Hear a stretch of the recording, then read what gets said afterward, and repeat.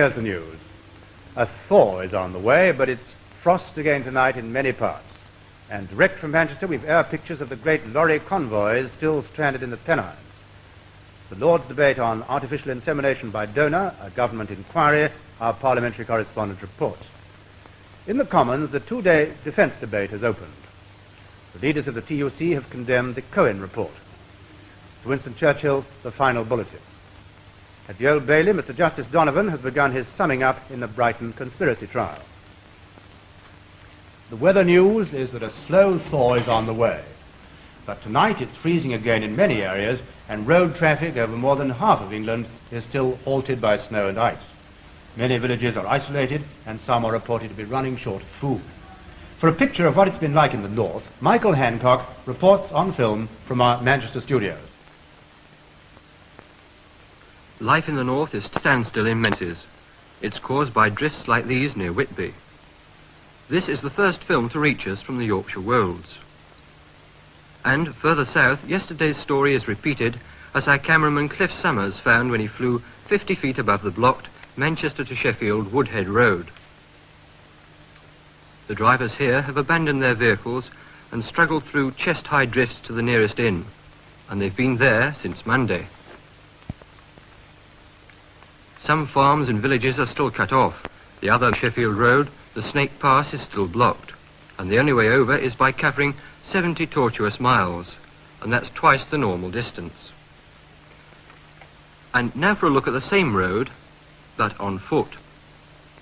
This is looking towards Woodhead. On the other side of the Pennines there's Yorkshire, but you can't get there. This morning brought out volunteers, properly equipped, to search for the cars, lorries and sheep still embedded in the snow high on the hills.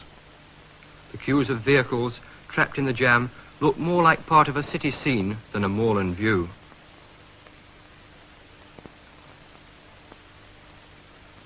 It goes on, but these lorry drivers have to wait for the thaw and the snow ploughs. Today's bright weather has brought an improvement, but many villages are still isolated almost everywhere.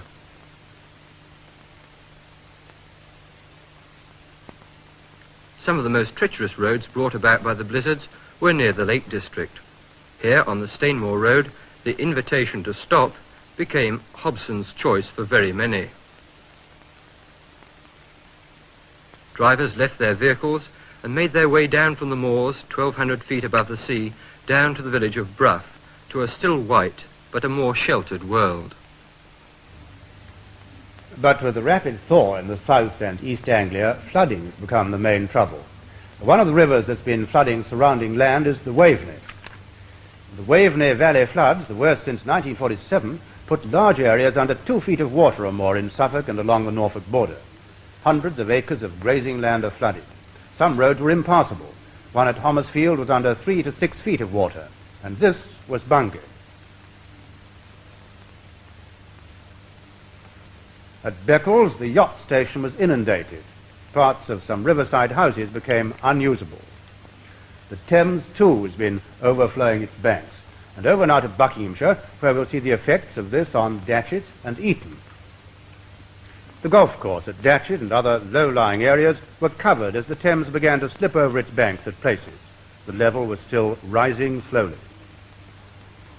The playing fields of Eton, underwater. The Thames Conservancy have issued a warning of extensive flooding if heavy rain should follow the thaw.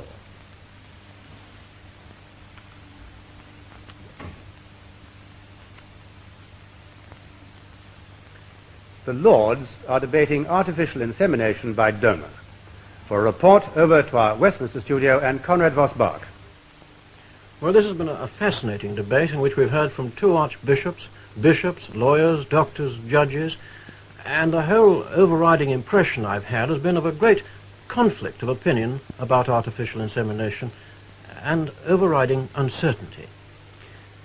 The Archbishop of Canterbury urged that artificial insemination should be illegal. The Archbishop of York said that though it was thoroughly wrong, he wouldn't make it an illegal offence. Though artificial insemination, he said, by a donor without a husband's consent should be grounds for divorce. And then our judge's view, Lord Justice Denning, he said that if AID was done openly, it was not an offence. If it was done secretly, it was in fact criminal conspiracy. And later we heard Lord Kilmuir say that at present it was not a criminal offence.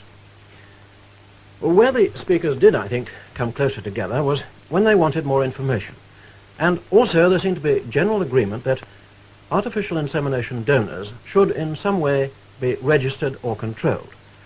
Most of the speakers I heard were against artificial insemination to some extent or other, but many of them expressed their sympathy and understanding with women who desperately wanted children and whose husbands couldn't give them a child.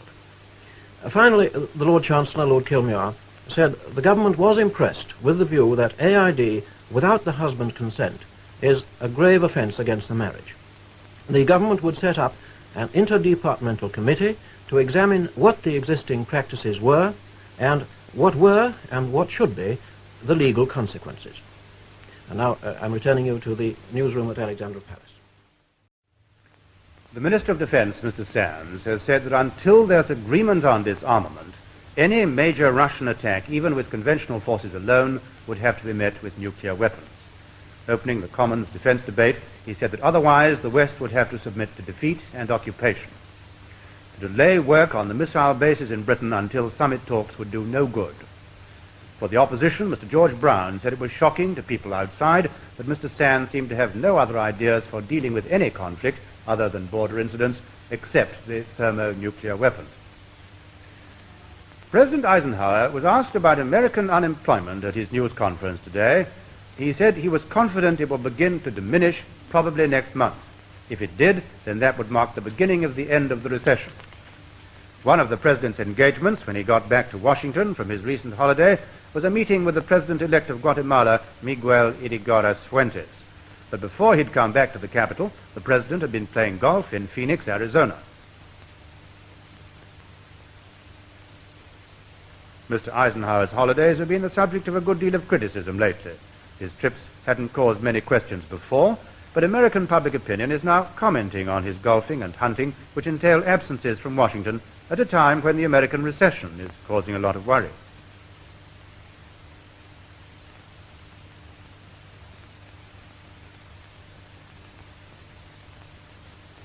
But once back in Washington, the president gave his views to a national conference on food. America is strong. America is healthy. And like all healthy individuals, we have our ups and downs. I've been suffering from a cold. But we know that America is not always at the very tip-top of its form, and it is not now. Now, at this time, is no time to listen to the people who are men of little faith and of little spirit. Now is the time when courage, common sense, and soundness will prevent a slackness in employment and a dip in the economy from becoming serious. In Havana, Cuban rebels made a daring raid on the National Bank of Cuba in the heart of the city. They tied up the bank's employees and set fire to thousands of checks, but made no effort to steal any money.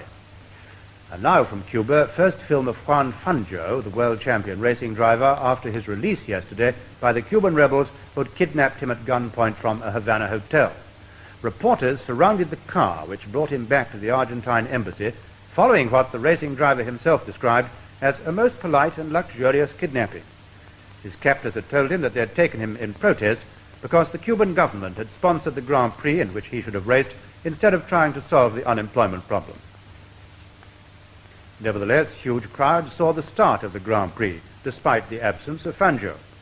But the race was to come to a dramatic and tragic end after 7 laps. Sterling Moss in a Ferrari was in the lead, and ultimately he was declared the winner when at one corner the crowd tried in vain to scatter as a skidding car crashed into them. It was another Ferrari with a Cuban driver who was injured and taken to hospital. 6 spectators were killed and some 30 injured.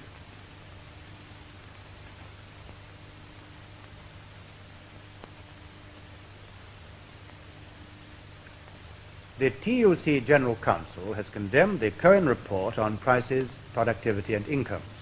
The TUC leaders say it's partisan and does little more than support government policies which have forced up the cost of living. The spokesman said it was difficult to see what point there was in the TUC giving further evidence to the council. There are to be no more medical bulletins on Sir Winston Churchill. The final one issued today says he continues to make good progress. An X-ray of his lungs is very satisfactory. The American mediator in the Franco-Tunisian dispute, Mr. Murphy, has been in Tunisia for 2 days. He's already seen President Bourguiba, and here's film of his arrival in Tunis. He'd come there from Paris, and before that he'd had talks in London with the British government, who've also offered their good offices in the dispute. The press questioned Mr. Murphy when he landed. What are your hopes for a solution of the situation? Always optimistic. Always optimistic. You've been in this country before, haven't you? Yes, but this is my first visit since 1943, so I feel a little bit like Rip Van Winkle. Now to another part of the Arab world, Syria, where there have been further celebrations this week to mark Syria's union with Egypt in the United Arab Republic.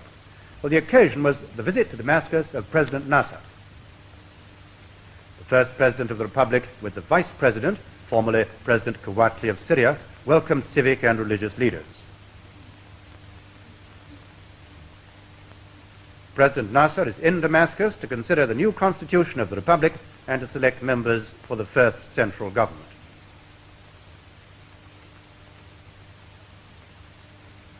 Cheering crowds kept calling for their leader, and time and again President Nasser interrupted his talks to return their greetings.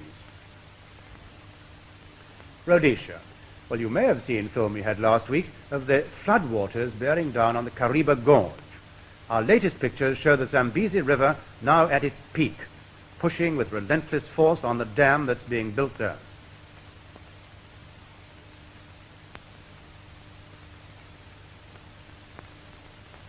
Upriver, they've had a year's rainfall in a fortnight.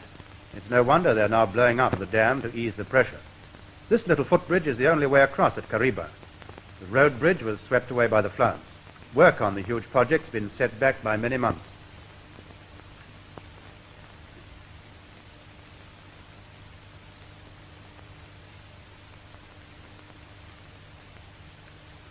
At the Old Bailey, Mr. Justice Donovan has begun summing up in the Brighton conspiracy trial. He had been speaking for an hour when the court adjourned until tomorrow. He said the case was an important one because the charge against the 3 suspended police officers was that of betraying their trust by conspiring against the community to do criminal things, and because the other 2 accused were alleged to have taken their share in that common purpose. Earlier, in the first of the 3 final speeches for the defense, counsel for Anthony John Lyons, a Brighton licensee, said that if his guilt depended on the evidence of Bennett, not a minute should be wasted in acquitting him. For Samuel Belson, a commission agent, counsel said that if the jury didn't accept the evidence of the Scotland Yard policeman, well, that was an end of the case against him. Counsel for Charles Ridge, the suspended chief constable of Brighton, put 2 questions to the jury. First, were they satisfied that there had been one single conspiracy over the years? If they were not satisfied about that, all the defendants were entitled to an acquittal. If they were satisfied, then the second question arose, had it been proved that Ridge was a member of that conspiracy? If the jury were not satisfied beyond all doubt, Ridge was entitled to acquittal. Direct flights twice a week between London and Moscow will be starting this summer. British European Airways and the Soviet airline Aeroflot signed the agreement in Moscow today. It's a distance of just over 1,500 miles, and Russian technicians are to fly here next month to study the work of London Airport.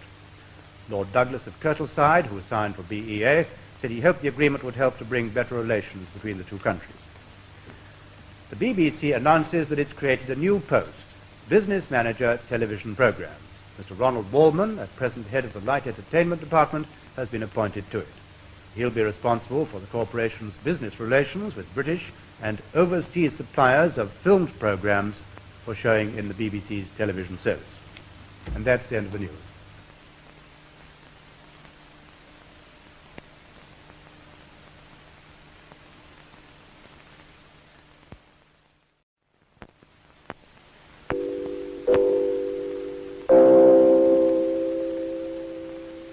Here's the news. A thaw is on the way, but it's frost again tonight in many parts. And direct from Manchester, we've air pictures of the great lorry convoys still stranded in the Pennines. Film to reach us from the Yorkshire Wolds. And further south, yesterday's story is repeated as our cameraman Cliff Summers found when he flew 50 feet above the blocked Manchester to Sheffield Woodhead Road. The drivers here have abandoned their vehicle. The Lord's debate on artificial insemination by donor, a government inquiry, our parliamentary correspondent reports. In the Commons, the two-day defence debate has opened. The leaders of the TUC have condemned the Cohen report. Sir Winston Churchill, the final bulletin. At the Old Bailey, Mr. Justice Donovan has begun his summing up in the Brighton conspiracy trial. The weather news is that a slow thaw is on the way. But tonight it's freezing again in many areas, and road traffic over more than half of England is still halted by snow and ice. Many villages are isolated, and some are reported to be running short of food. For a picture of what it's been like in the north, Michael Hancock reports on film from our Manchester studios. Life in the north is standstill in Menzies. It's caused by drifts like these near Whitby. This is the first